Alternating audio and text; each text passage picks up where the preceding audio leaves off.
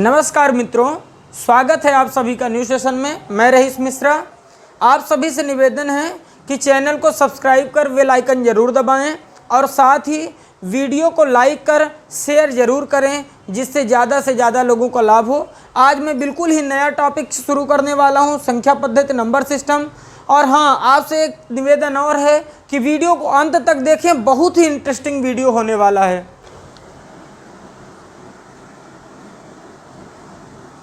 संख्या पद्धति, जिसे हम क्या कहते हैं, नंबर सिस्टम।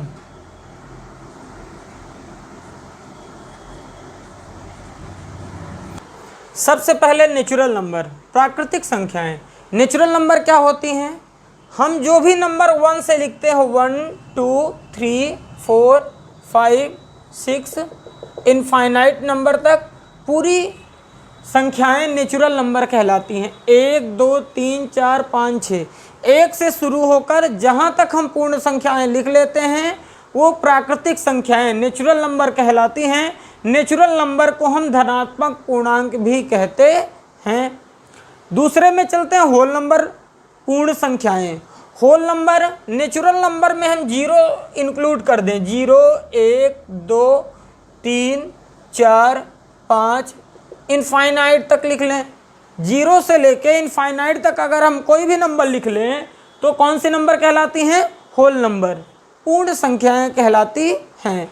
नेचुरल नंबर और होल नंबर, प्राकृतिक संख्याएं और पूर्ण संख्याएं में केवल एक अंतर है कि प्राकृतिक संख्याएं 1 से शुरू होकर इनफाइनाइट तक जाती हैं और पूर्ण संख्याएं 0 से शुरू होकर इनफाइनाइट तक जाती हैं। तीसरे में चलते हैं इंटीजर्स, पूर्णांक। इंटीजर्स किससे मिलके बनता है? पॉजिटिव नंबर, निगेटिव नंबर और 0। किससे मिलके बनता है? पॉजिटिव नंबर, निगेटिव नंबर और 0। पॉजिटिव मतलब धनात्मक पूर्णांक क्या हो जाते हैं? 1 2 3 4 5 इनफाइनाइट तक। साथ में ऋणात्मक संख्याएं क्या हो जाती हैं? ऋणात्मक। इन्हीं संख्याओं के आगे माइनस लगा दें, -1 -2 -3 -4 -5 माइनस इनफाइनाइट तक। साथ में 0। पूरी धनात्मक संख्याएं और पूरी ऋणात्मक संख्याएं 0 के साथ मिलकर पूरे पूर्णांक का निर्माण करती हैं। फोर्थ में चलते हैं निगेटिव इंटीजर। इसको हम निगेटिव नंबर भी कह सकते हैं। ऋणात्मक पूर्णांक, यहाँ जो मैंने बताया है ऋणात्मक पूर्णांक क्या है? जो आपका नेचुरल नंबर है उसके पहले अगर हम ऋण लगा दें, जैसे -1 -2 -3 -4 माइनस इनफाइनाइट तक, ये क्या कहलाएंगे? ऋणात्मक पूर्णांक, निगेटिव इंटीजर। अब चलते हैं रेशनल नंबर में। रेशनल नंबर्स किस में लिखी जाती हैं? P/Q, P/Q में लिखी जाती हैं। एंड Q किसके बराबर नहीं होना चाहिए? 0 के। A number which can be expressed as a form of P/Q where P and Q are integers, P and Q are integers and Q is not equal to 0 is called rational number। ऐसी संख्याएं जिन्हें हम P/Q के रूप में लिख सकते हैं और P and Q, P और Q दोनों क्या होने चाहिए? इंटीजर्स होने चाहिए और Q 0 के बराबर नहीं होना चाहिए। उसे क्या कहते हैं? परिमेय संख्याएं कहते हैं। जैसे एग्जाम्पल 2/4 -6/7 0/9 एटसेट्रा। एक चीज याद रखना है, 0 भी एक, 0 इज अ रेशनल नंबर। 0 एक रेशनल नंबर है। छठवें में चलते हैं इरेशनल नंबर, अपरिमेय संख्याएं। ऐसी नंबर जिन्हें हम P/Q के रूप में नहीं लिख सकते हैं वो पूरी नंबर क्या कहलाती हैं? अपरिमेय संख्याएं कहलाती हैं। जैसे उदाहरण लिखते हैं, a number which can be not expressed as a form of P/Q is called irrational number. जैसे -√2 -√5 एटसेट्रा। ये जो नंबर लिखे हैं जैसे √2, इसे P/Q के फॉर्म में हम नहीं लिख सकते हैं। -√5, इसे भी हम P/Q के फॉर्म में नहीं लिख सकते हैं। 7वें में चलते हैं सम संख्याएं। सम संख्याएं क्या होती हैं? ऐसी संख्याएं जिनका यूनिट डिजिट, जिनका इकाई का अंक यूनिट डिजिट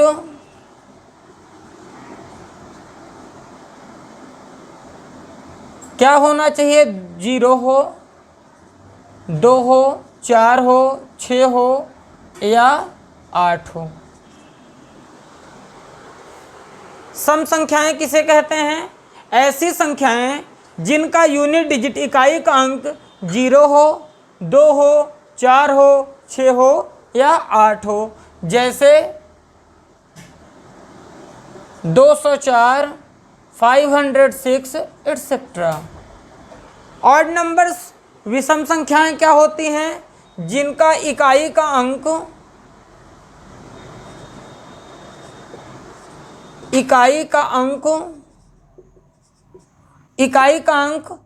1, 3, 5, 7 या 9 हो।